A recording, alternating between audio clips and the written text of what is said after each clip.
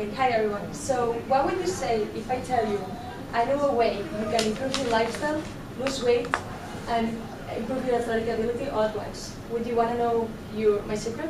Would you be interested? Yes? Okay, so it's very simple and it actually only takes one thing, and this is eliminating gluten from your diet. So when I was 21 years ago, I was diagnosed with celiac disease. Celiac disease is an autoimmune disorder where the ingestion of gluten damages the small intestine. What this requires is following a gluten-free diet. There are two other cases that require a gluten-free diet, and this is gluten sensitivity and meat allergy. So while these three collectives require a gluten-free diet, I believe actually everyone can benefit from a gluten-free diet. And today I'm going to talk about the negative effects of gluten in everyone's diet. I'm also going to talk about what it takes to follow a gluten-free diet, and I will also talk about the benefits of following a gluten-free diet. So I'm going to start talking a little bit about gluten. What is gluten? Gluten is a protein that is found in wheat, rye, and barley. These are grains. The first negative thing about gluten, and that everyone should know, is that gluten is a protein that is very hard to digest, and then that leads to symptoms, for example, feeling that you're bloated or gases. And I'm sure like some of you have sometimes felt that when after you eat a lot of grains such as like bread or pasta, you feel you don't feel well. That's because gluten is hard to digest. Another thing about gluten that you need to know is that a lot of refined grains have gluten in them, and the refined grains have very little nutritional value. Why is that? So first you might be wondering what the refined grains are. So refined grains are they can be found in all these foods: white bread, regular pasta, cookies, cakes, breakfast cereal, crackers, and snack foods. I'm sure a lot of you eat these on a daily basis. And as I said, these foods do not offer a lot of nutritional value, and that is because during the process, these foods are processed, and during the process, the fibers and nutrients are taken out. So what manufacturing companies do is to supply this lack of nutrients and fiber, they have enriched grains, which means that they are adding back the vitamins. However, they're not adding back the fibers, so that makes them not be as nutritious as whole grains. Another negative fact about gluten is that actually wheat is one of the top 8 allergies in the US, according to Mayo Clinic. And there's a study that was released in 2013 by the Centers for Disease Control and Prevention that says that food allergies among children have actually increased approximately 50% between 1997 and 2011. This is a huge increase. In addition, Americans, 1% of the population is estimated to be gluten-free. That's 2 million Americans, and 6% of the population is estimated to have celiac intolerance, gluten intolerance and sensitivity. And this would be 18 million Americans. So out of all this population, 83% of them are not diagnosed with it. So there's a lot of people that don't know they have celiac disease or that are intolerant to wheat, and they're not following a gluten-free diet. Actually, some of you here might be having this, could be diagnosed with this, but you wouldn't know about it. So now that I've talked about the negative effects of gluten, I'm going to talk about what it takes to follow a gluten-free diet. So the most effective way and healthy way to follow a gluten-free diet is to consume foods that are naturally gluten-free. So some gluten-free foods that are naturally gluten-free are fruits and vegetables,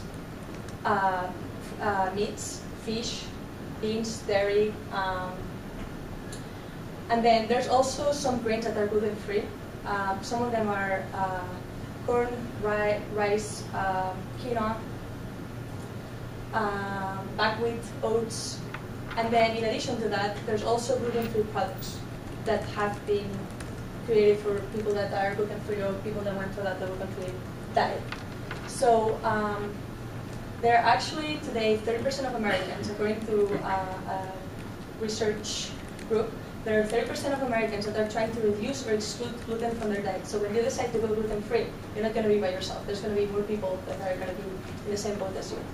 And because of that, there's a lot of alternatives, of gluten-free alternatives that are like in supermarkets and anywhere where you can buy food. When I started being a celiac like 21 years ago, there was nothing gluten-free. Like I remember my grandma used to have to make my birthday cakes because there were not any gluten-free foods in the supermarkets. However, today, gluten-free living is actually easier than ever. So I'm sure you have all walked by the supermarket and have seen a gluten-free aisle filled of gluten-free products.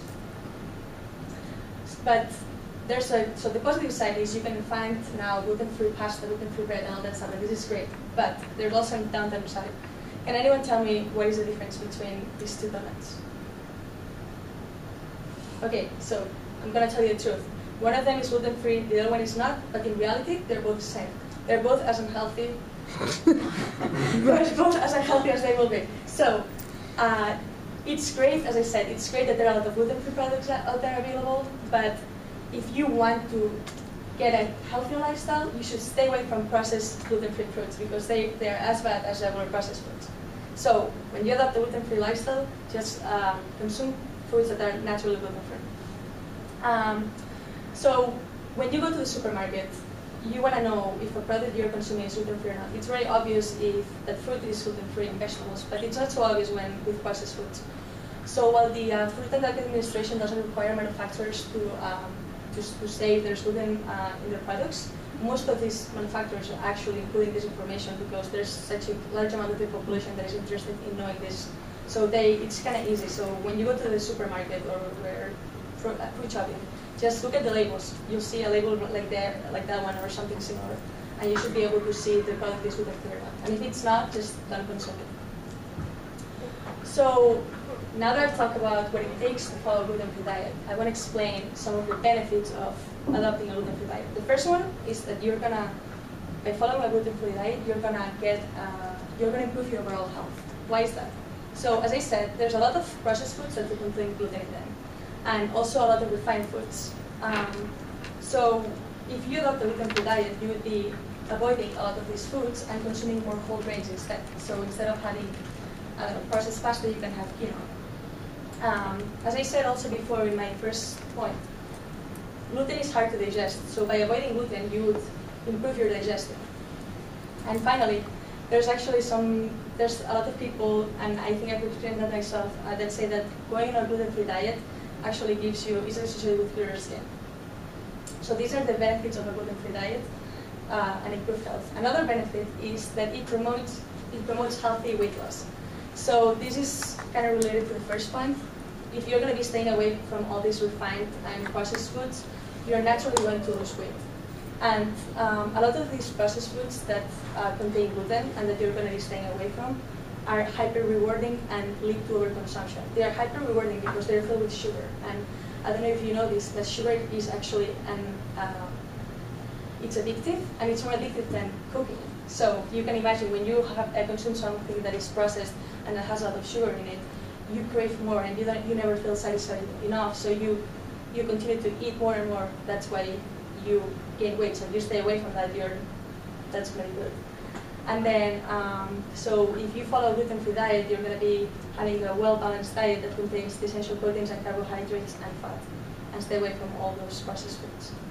And then my final point is that actually following a gluten-free diet is going to enhance your athletic performance. I know there's a few athletes in the room.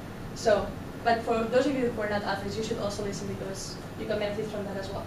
So following a gluten-free diet is going to push your energy levels, and you will have a more balanced blood sugar levels. This is because you're going to be consuming higher quality foods that they take longer to process and to break down. So there has been a tendency lately of athletes who have joined the gluten-free diet. Some of them is Mark Teixeira, and the other one is Novak Djokovic. And I'm going to show you a little video of Novak Djokovic talking about his experience being on a gluten-free diet. I think there's a commercial first, but. Any cheers?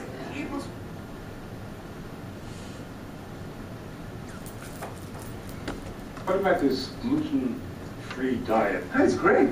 It's great. Yes, you lose weight and you feel better. Yeah, well, a lot of people don't know what gluten is.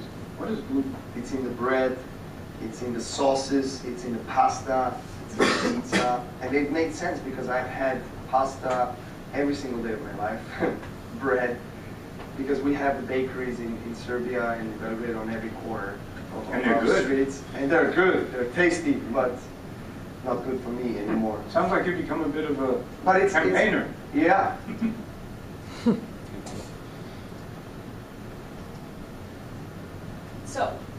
see, John Prudnik is very happy with his experience. And actually, I just wrote this down right before. Once he went gluten-free, he gained 8 titles, 3 Grand Slams, and won 53 consecutive matches right after he went through gluten-free. So if he feels the benefits of going gluten-free, I'm sure all of you can also experience something good out of it. So in conclusion, I talked today about the negative effects of gluten in your diet, what it takes to go on a gluten-free diet, and and how you can enhance your overall lifestyle.